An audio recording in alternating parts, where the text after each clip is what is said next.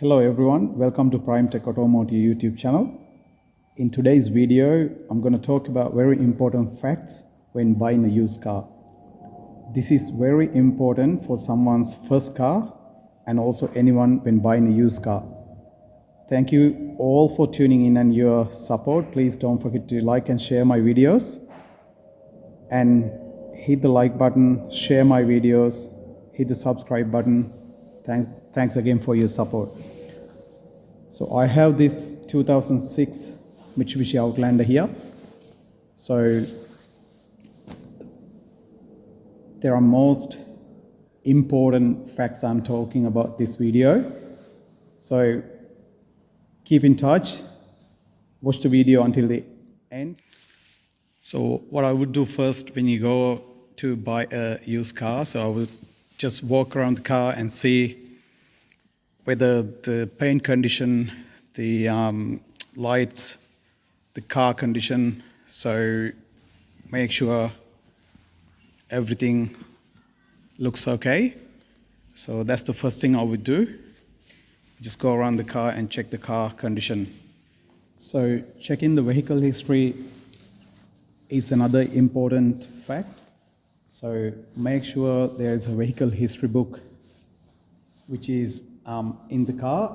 If there is no service history, you can always ask from the seller, is there a service history for this car? So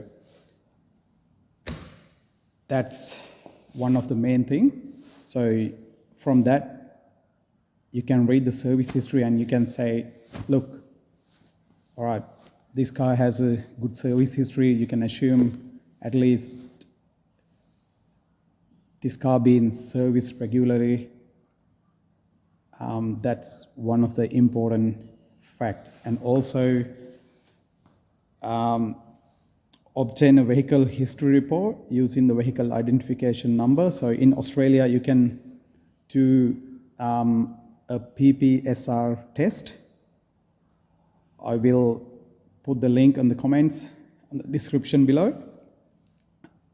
Either you can do an odometer test or vehicle history tests such as any past accidents, title issues, or odometer discrepancies, or any stolen history, any finance. So vehicle history is one of the important things.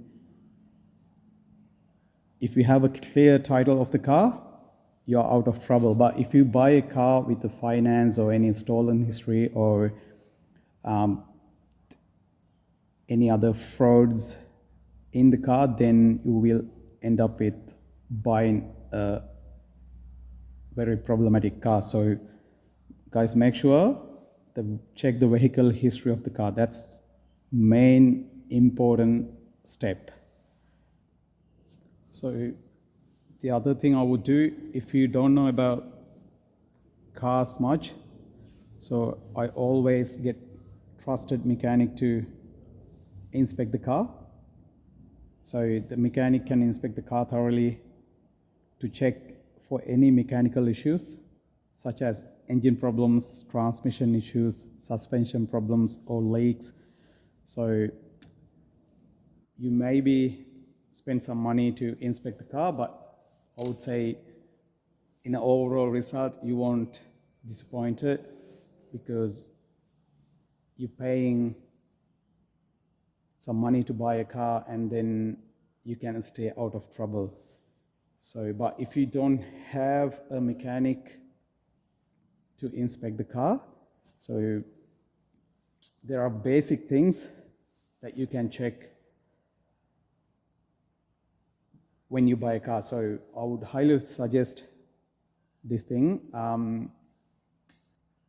Check the car in the daytime. Do not go to check a car at a night time. So in the daytime, if you go check a car, just you can open the bonnet and check the engine bay. Make sure the engine bay is clean. So here it is a Mitsubishi 2.4 liter engine. So any car, so most of the old cars has a dipstick, which is you can check the engine oil level. And there is a transmission dipstick down there, so you can check the transmission oil level. There's a radiator. You can, if the engine is cold, you can always open up and see the engine, so the coolant level is okay, and make sure nothing being mixed with the coolant. No creamy colors or oil or anything mixed with it. Brake fluid condition, power steering fluid, drive belts. Yeah, so and make sure there are no leaks around the car, around the engine bay, and you can always just look under the car, make sure there are no oil or coolant or any fluid dripping out. So those basic things will save much more money when you buy a used car. So the third thing, you can check the exterior condition. So inspect the exterior of the car for any signs of rust, dents, major scratches. Minor scratches, of course, you can expect when you buy a used car. So major scratches or any mismatched paint on any panels. So these things could indicate any previous repairs. Yes, we don't mind like any repairs can be carried out to the car, but it's an old car. There are repairs has been done, but it shouldn't be hidden. Like if any repairs that goes to the outer panels, like doors, those things that can be fixed. But the problem is if any repairs done to the structure of the car, that's where the problem is. So when you're going to go to get a roadworthy certificate, then you are in trouble. So talking about the structure of the car, major thing, the radiator support panel. Just have a look at the radiator support panel. Make sure it's straight. There are no accidents or any repairs being done. If you buy a car with structural damage, so when you go to get a roadworthy certificate, so you may have a chance, the roadworthy tester will ask to provide a structural report. So that's a long process in Australia. So before you go into that kind of condition, it's always good to have a look at the structural condition of the car. So I'm going to go through small stuff where the main structural damages can happen, and also where you can avoid. So we check the radiator support panel, and also you can check the pillars, B pillar in the middle and the C pillar on the corners. So you can always open the doors and have a look inside where all the panels are. Make sure they are straight, no damage. So don't be afraid to go through, open all the doors and inspect the condition of the car where the major accidents been happen and where they've been hidden. So the spare wheel cavity is one of the main spots to have a look. So always check this area. I've seen a lot of cars comes to the roadworthy, and the back panel's been damaged and repairs been carried out not in a proper way. So please guys, be aware of those damages, and also check all the lights, no cracks, and feel free to open all the doors and see the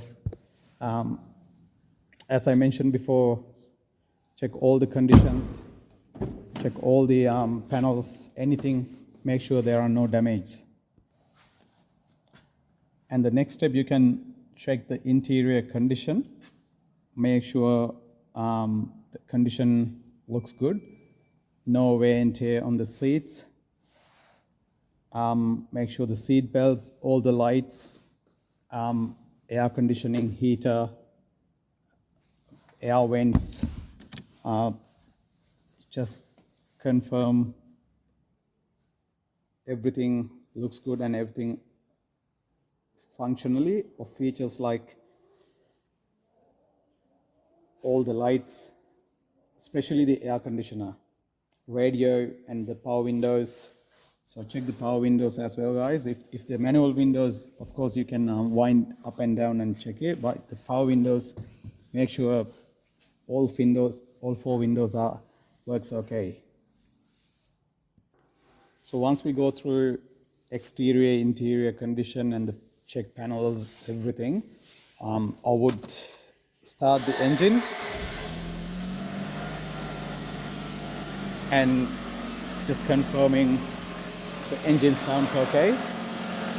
Look, there's an example on this car, there's a dry belt noise. So these kind of noises, you have to be aware when you buy a car. Make sure there are no abnormal noises. This is a good example. On this car, there is a belt noise. It can be the belt or either tensioner or something internal. So guys, be aware with any abnormal noises. So once you start the engine, just make sure there are no warning signs such as engine warning light, oil pressure low light, or ABS light. Any kind of warning signs stays on the cluster, so that tells you your car electrical system is okay. And also another major thing, another important step, guys, before you start the engine, you turn on the key and make sure your engine light works. So another step, what people forget, the tire condition of the car. So you just check the tire, make sure it's plenty of tread and there are no uneven wear, and check the tire size always. And so you can, any car, when you check it, there's a placard on this here. When you open the driver door, read the size compared to the wheel fitter on the car and make sure it's the correct tire size fitter. So then you will have no trouble when you're getting a roadworthy certificate. So the brake condition, I know, of course, you can't check the brakes physically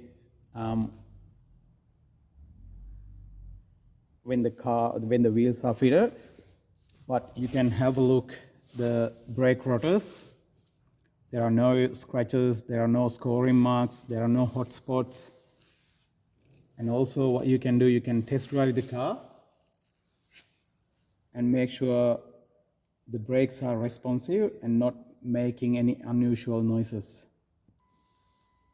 And then check all your electrical system, make sure all the lights are working, windows, wipers, turn signals, horn operation. So feel free to check all the lights, all the electrical systems are working, because you are buying the car. So the seller will not say no, but because you are buying the car, you are paying for a car. So feel free to play with all the switches and make sure everything works perfect. So once you confirmed, yes, the car is in good condition, if you don't find any defect, no accidents, no oil leaks, your tires, lights, everything okay, then if you think this is the best car for me, then you ask for a test drive from the seller, because it won't waste his time as well. So if you don't like the car, don't waste seller's time. Say, hey, I don't like this car, so I won't be able to buy this car, and then you can go away. So do not promise a seller or just go home and think about it and let you know, so this seller can keep hope. So if you like the car, just go for it, then ask for a test drive. So on the test drive, you can check how's the driving condition, any abnormal noises making, is there any abnormal vibrations, so is it comfortable to drive, sort of stuff. One more advice, do a price comparison.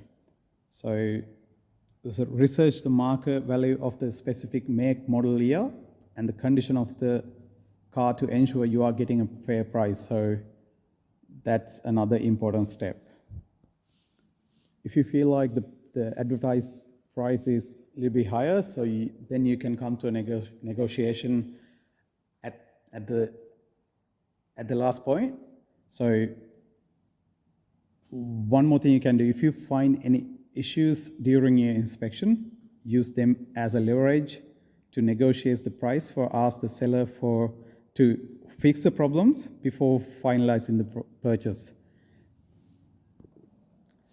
So guys, the main reason I wanted to post a video about buying a used car as a workshop owner, I've seen lots of cars coming here with unroadworthy conditions. Yes, there are some stuff that you can repair by not spending so much money, but there are some stuff that you can't repair, like especially structural damage, suspension damages, so engine repairs. They are most expensive repairs can happen on a car.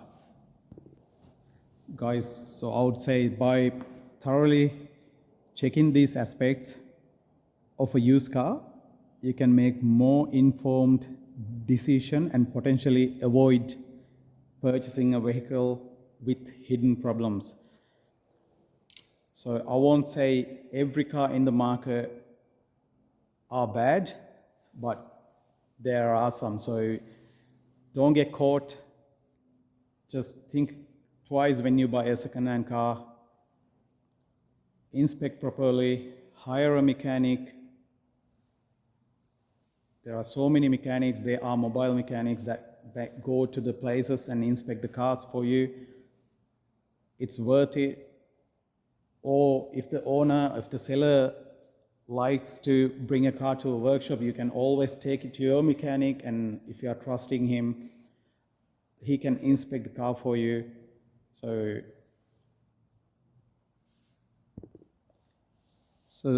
to summarize, when buying a used car, remember to check the vehicle history, mechanical condition, exterior and interior, tires, brakes, electrical system, suspension, fluids, and take it for test drive. I hope these tips will help you make more informed decision when purchasing a used car. Comment down below if this video helps. Thank you very much for watching today's video on Prime Tech Automotive. I appreciate your support and hope you found the informations are valuable. If you found this video helpful, please guys, give it a thumbs up, share it with others who might benefit, and don't forget to subscribe to our channel for more automotive tips and content. Thanks again guys, thanks for watching.